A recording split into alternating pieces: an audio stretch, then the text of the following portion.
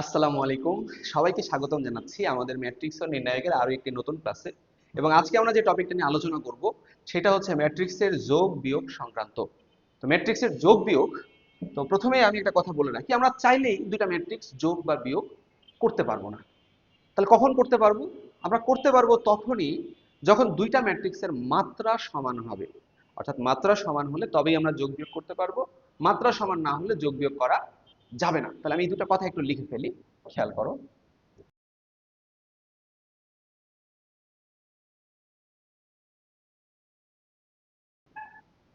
তাহলে খেয়াল করো কি বললাম, আমরা চাইলেই দুটো ম্যাট্রিক্স যোগ বা বিয়োগ করতে পারবো না।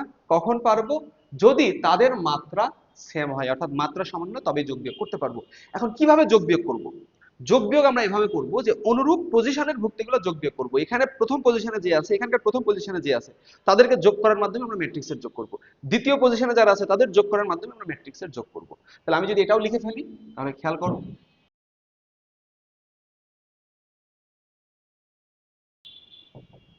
তাহলে কি বললাম? অনুরূপ পজিশনের ভুক্তি যোগ বা বিয়োগ করার মাধ্যমে আমরা দুটি ম্যাট্রিক্সের যোগ বিয়োগ করব। আমি একটা এক্সাম্পল দিলে বিষয়টা তোমাদের কাছে আরো বেশি ক্লিয়ার হবে। একটু খেয়াল করো, আমি এখানে একটা ম্যাট্রিক্স লিখলাম, মনে করো এ বি সি ডি। এর সাথে আমি যোগ করব ই এফ জি এইচ। খেয়াল করো এই দুটো ম্যাট্রিক্স প্রথমত যোগ করা যাবে কিনা বলো। এর মাত্রাও 2/2, এর মাত্রাও 2/2, মাত্রা দুটো সমান, তাহলে অবশ্যই এই দুটাকে কি করা যাবে? যোগ করা যাবে। এখন কিভাবে যোগ করব? অনুরূপ পজিশনের ভুক্তি দেখো, এখানে প্রথম পজিশনে এ, এখানেও প্রথম পজিশনে কে এ। করতে বলছে কি আমাদেরকে? যোগ। তাহলে এই এ আর ই এর আমরা কি করব? যোগ করব। তাহলে এ প্লাস ই। এরপরে এখানে ভাইয়া আছে কে বলতো? এখানে আছে আমাদের বি, এখানে আছে কত? এফ। এই বি আর এফ এর আমরা কি করব? যোগ করব। তাহলে পরের ভুক্তিটা কি হবে?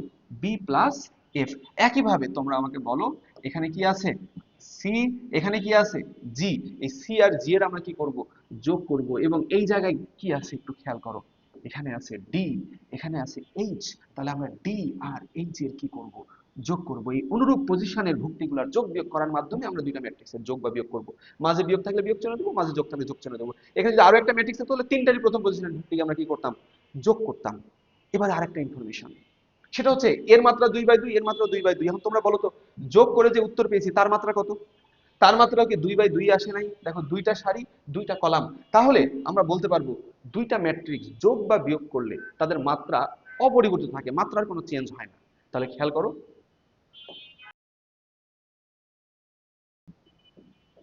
তাহলে কি বললাম? যোগ বা বিয়োগ করলে ম্যাট্রিক্সের মাত্রার কোনো পরিবর্তন হয় না। তাহলে এর মাত্রা যদি 4/4 হয়, যাকে যোগ করবা তার মাত্রা 4/4ই হতে হবে। আর যোগ করে যোগফলের মাত্রা কত পাবা? 4/4ই পাবা। আরেকটা ইনফরমেশন, নর্মাল যোগের কথা চিন্তা করো। সাপোজ 5-এর সাথে শূন্য যোগ করব, যোগ করলে কি যোগফলের কোনো চেঞ্জ হয়? 5ই উত্তর হয় না? 10-এর সাথে শূন্য যোগ করলেও কি 10ই উত্তর হয়? একইভাবে একটা ম্যাট্রিক্সের সাথে তুমি যদি একটা শূন্য ম্যাট্রিক্স যোগ করো, তাহলে যোগফল ওই ম্যাট্রিক্সটাই হবে, যোগফলের কোনো পরিবর্তন হবে না। তাহলে খেয়াল করো, তাহলে আমি যদি একটা এক্সাম্পল দেই, বলো এ একটা ম্যাট্রিক্স, তার সাথে তুমি যোগ বা বিয়োগ যাই করো, শূন্য ম্যাট্রিক্সে উত্তর কি হবে? এ ম্যাট্রিক্সই হবে। ঠিক আছে। লাস্ট আরেকটা ইনফরমেশন, সেটা হচ্ছে ম্যাট্রিক্সের যোগ এটা বিনিময় বিধি, সংযোজন বিধি ও বর্জন বিধি মেনে চলে। তাহলে আমি একটু লিখে ফেলি এক্সাম্পল সহ, তাহলে বুঝতে পারবা। খেয়াল করো,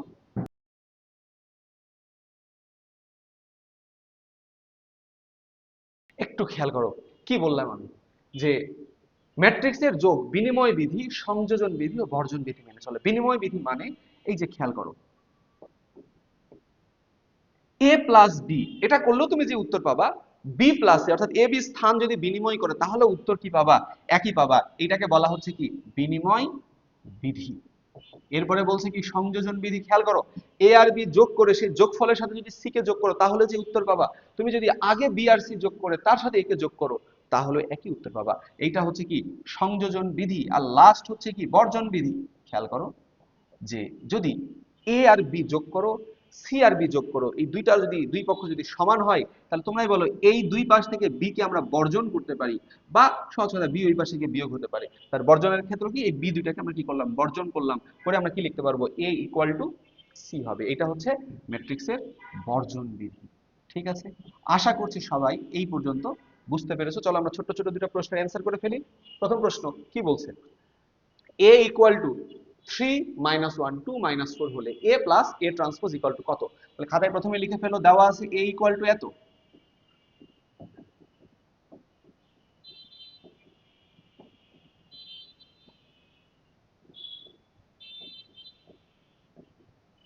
তাহলে তোমরা আমাকে বলো, এ ট্রান্সপোজ কি তোমরা বের করা শিখেছো না? আমরা এর আগে দেখেছিলাম সারিকে কলাম, কলামকে কি বানাবো? সারি বানাবো। তাহলে বলো দেখি, অতএব এ ট্রান্সপোজ ইকুয়াল টু কত হবে?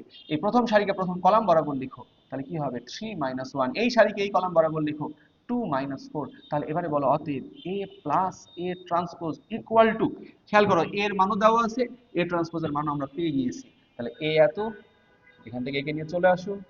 এইখানে বলো এ ট্রান্সপোজ কত দেওয়া আছে? এত। এখান থেকে এটাকে নিয়ে চলে আসো। কি করবা?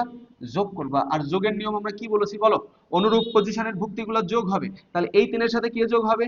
3 যোগ হবে। তাহলে 3 + 3 এখানে লিখে ফেলো। এরপরে বলো এখানে কত আছে? -1। ঠিক একই পজিশনে এই ম্যাট্রিক্সে কি আছে? 2 আছে। মাঝে কি বলেছে? যোগ করতে বলেছে। তাহলে -1 প্লাস কত করবা বলো তো? 2 করবা। এরপরে বলো এরপরেরটা কত দেওয়া আছে? এখানে দেওয়া আছে 2, এখানে দেওয়া আছে -1। কি করতে বলেছে? যোগ করতে বলেছে। তাহলে 2 - 1 হবে। এন্ড লাস্ট ওয়ান, এখানে কি বলছে বলো? এখানে আছে -4, এখানেও আছে -4। তাহলে কি হবে? -4 প্লাস -4। তাহলে -4 -4। তাহলে এবারে বলো যোগ বিয়োগ করে কি অ্যানসারটা এখানে লিখতে পারবা না?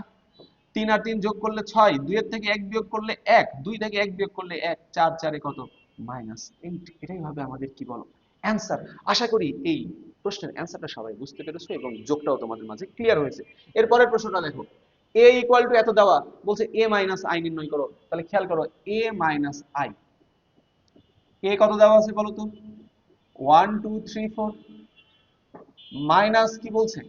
i। এখানে একটা বিষয় আছে, এই i কি ভাবে বলো তো? i হচ্ছে কি? একক ম্যাট্রিক্স। একক ম্যাট্রিক্স। এখন কত মাত্রার একক ম্যাট্রিক্স সেটা তো বলে নাই। আমরা তো এর আগে দেখেছিলাম একক ম্যাট্রিক্স মানে কি? প্রধান কর্ণ বরাবর সবগুলা 1, বাকিগুলা সব কি? 0।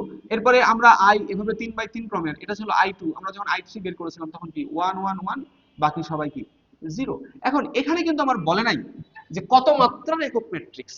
তবে তবে আমরা এটা নিজে থেকে লিখে ফেলবো। কেমনে লিখবো? দেখো আমার আলোচনাধীন এ ম্যাট্রিক্সটা কত মাত্রার? 2/2। তাহলে আমার i কেও নিতে হবে 2/2, কেননা আমি তো বিয়োগ করব। আর বিয়োগ তো তখনই করা যাবে যদি দুইটা ম্যাট্রিক্সের মাত্রা কি হয়? সেম হয়। তাহলে এর মাত্রা যেহেতু 2/2, এটা বলে নাই যদিও, আমাকে নিজে থেকে এটা কত মাত্রার একক ম্যাট্রিক্স লিখতে হবে? 2/2 মাত্রার। তাহলে সহজ কথায় আলোচনাধীন ম্যাট্রিক্স যত মাত্রার, যোগ বিয়োগ করার ক্ষেত্রে আমরা তত মাত্রারই কি নিব? একক ম্যাট্রিক্স নিব। তাহলে এখানে কত মাত্রার একক ম্যাট্রিক্স নিবা? 2/2। তাহলে 1 1, বাকিগুলো কি? 0। এবারে বলো এই বিয়োগটা কি তোমরা করতে পারবে না? এই 1 থেকে 1 বিয়োগ, 2 থেকে কত বিয়োগ হবে? 0 বিয়োগ হবে। এই 3 থেকে কত বিয়োগ হবে? 0 বিয়োগ হবে। 4 থেকে কত বিয়োগ হবে? 1 বিয়োগ হবে। তাহলে বলো তো যোগ বিয়োগ করলে অ্যান্সার কত হবে? 0 2 3 3। এটাই হবে আমাদের অ্যান্সার। আশা করি সবাই এই প্রশ্নের উত্তরটা বুঝতে পেরেছো। আমাদের আজকের ক্লাস এ পর্যন্তই। ইনশাআল্লাহ পরবর্তী ক্লাসে নতুন কোনো টপিক নিয়ে তোমাদের সাথে আবারও দেখা হবে। আসসালামু আলাইকুম।